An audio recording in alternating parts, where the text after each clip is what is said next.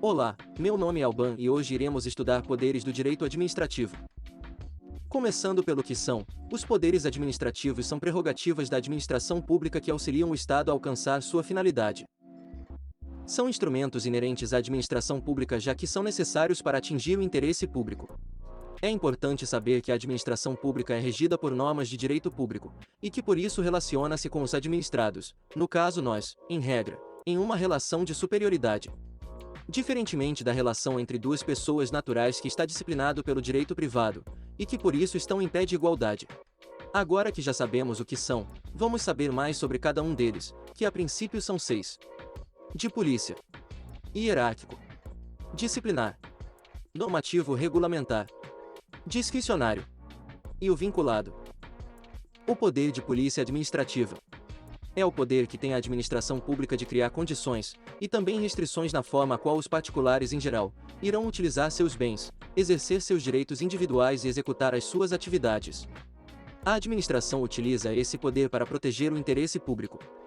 É bem fácil de perceber a atuação desse poder quando se observa, por exemplo, que o direito de propriedade é inerente a qualquer pessoa. Contudo, se a pessoa tem um veículo automotor, a administração regula a utilização impondo toda a documentação perante os órgãos responsáveis para que o veículo transite pelas vias públicas e ainda para conduzir é necessário ser habilitado. Outros exemplos são o edital que cobra vários pré-requisitos para concorrer a um cargo, ou nesse momento de pandemia quando a administração exige que se use máscara para ingressar em estabelecimentos comerciais. Essas exigências vão sempre buscar o interesse público, seja para conseguir os candidatos melhores qualificados no caso do cargo público, ou para conter a disseminação do Covid-19 no caso do uso de máscara obrigatório. Então a administração restringe o direito de acesso ao cargo público ou aos estabelecimentos comerciais, impondo condições, tudo em prol do interesse público. O nome é poder de polícia, mas não podemos confundir com a polícia judiciária. Enquanto uma é o poder administrativo que se ocupa nas infrações administrativas, e normalmente seus efeitos recaem sobre bens e serviços, na outra a ocupação se relaciona às infrações criminais, e seus efeitos recaem diretamente na pessoa infringente, com a perda de liberdade. Poder hierárquico. É o poder utilizado, no âmbito interno, pela administração para distribuir e escalonar as funções dos órgãos, ordenar e rever a atuação de seus agentes, estabelecendo a relação de subordinação entre os servidores públicos. No seu exercício cabe ao superior dar ordens, fiscalizar, delegar e avocar competências, relacionadas ao subordinado. É bem simples de entender, basta imaginar uma estrutura vertical onde tem órgãos superiores e subordinados e dentro deles agentes públicos superiores e subordinados. É importante observar que não existe hierarquia entre os entes da administração direta entre si nem com relação aos da indireta, nem da administração pública para com os cidadãos. Quando a administração pública age com superioridade perante o administrado em regra é utilizando do poder de polícia, pois o poder hierárquico é relacionado exclusivamente aos agentes e órgãos públicos entre si. Poder disciplinar. Aplica penalidade aos servidores ou particulares com vínculo específico com a administração pública. Você precisa tomar muito cuidado para não confundir com poder hierárquico, apesar do superior fiscalizar o subordinado utilizando o poder hierárquico. A punição decorre diretamente do poder disciplinar e não do hierárquico. Então, quando falar-se em advertir, suspender ou demitir um servidor ou particular com vínculo é necessário saber que está ocorrendo a aplicação direta do poder disciplinar. Agora fica a pergunta: quando a administração pública emite uma multa em uma empresa que descumpra uma determinada norma, a administração está usando o poder de polícia, hierárquico ou disciplinar? Depois de toda essa explicação você não pode mais errar. Nesse caso estamos diante do poder de polícia. Lembra que o poder disciplinar é cabível apenas aos agentes públicos. Se você acertou, dá um like pra gente, pois é sinal que o conteúdo está fluindo. Já se não acertou, é melhor prestar mais atenção e se inscrever para sempre que chegar vídeo novo ser avisado e lembrar de assistir novamente esse vídeo. Normativo regulamentar. O poder normativo é o que permite que a administração pública possa editar atos gerais para complementar a lei e permitir sua aplicação. Não podemos confundir complementar com criar, já que o poder normativo não tem a força para inovar no ordenamento jurídico, então não cria. O poder normativo consegue editar atos gerais e normas secundárias, como por exemplo regimento internos de órgãos, dentro dos limites pré-definidos por lei anterior.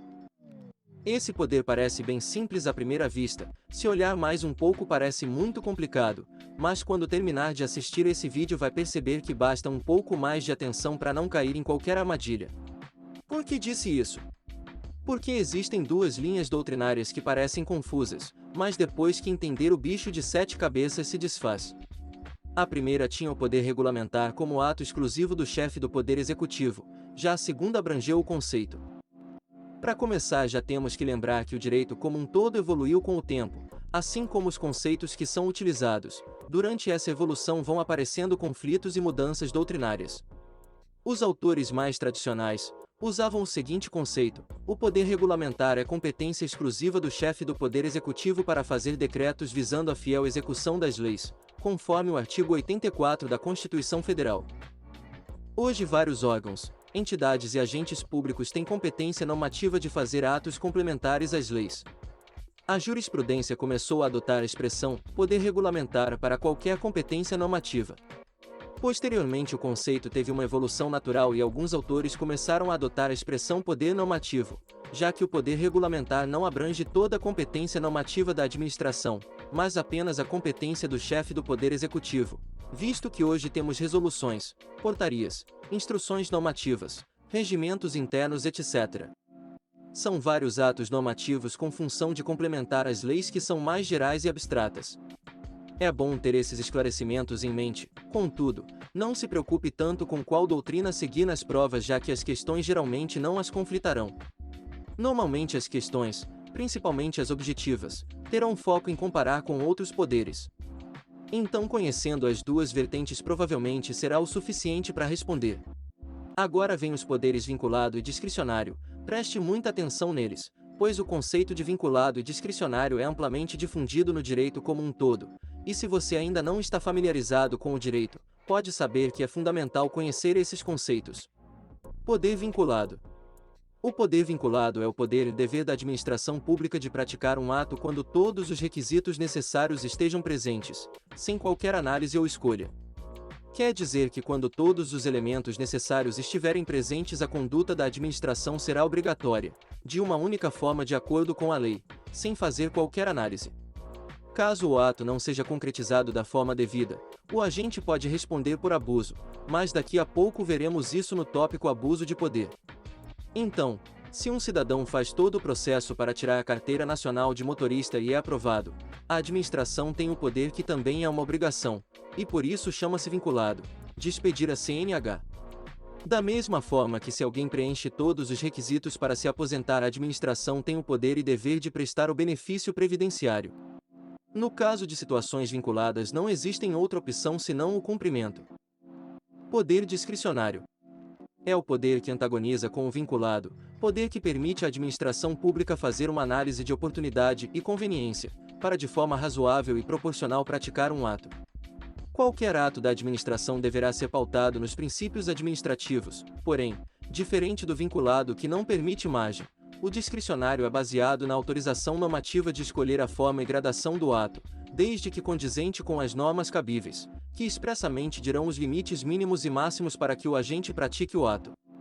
Por exemplo, ao multar um estabelecimento ou suspender um servidor, será feita uma análise de gravidade da conduta tipificada, além das agravantes e atenuantes que devem ser levadas em consideração, para que então a sanção seja aplicada de forma proporcional. Outro exemplo. Um cidadão faz todo o processo para adquirir o porte de armas e, mesmo preenchendo todos os requisitos, a Polícia Federal poderá motivadamente negar ou não o porte. Depois de entender o vinculado, fica muito mais fácil entender o discricionário. Abuso de poder.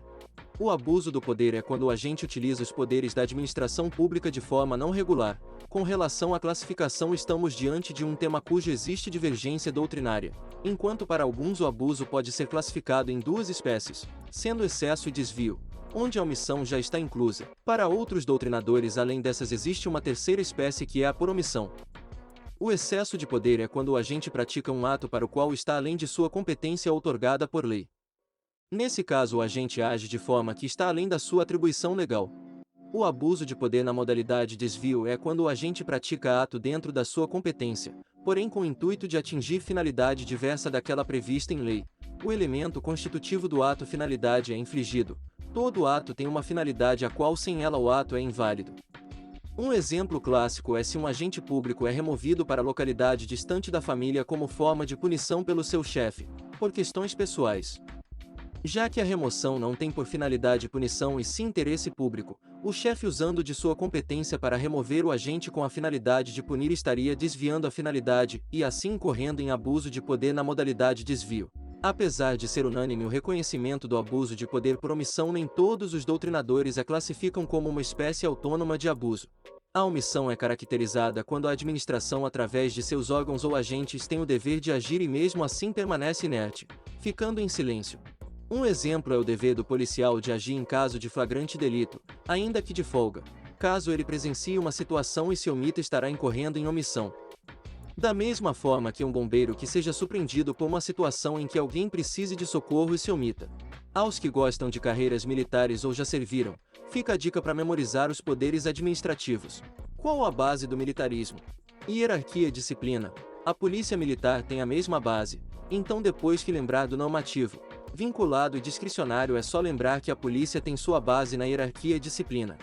Agora que você está por dentro dos poderes administrativos e o abuso de poder, já pode deixar aquele like, além de inscrever-se para não perder nenhum conteúdo, porque estudar é bom.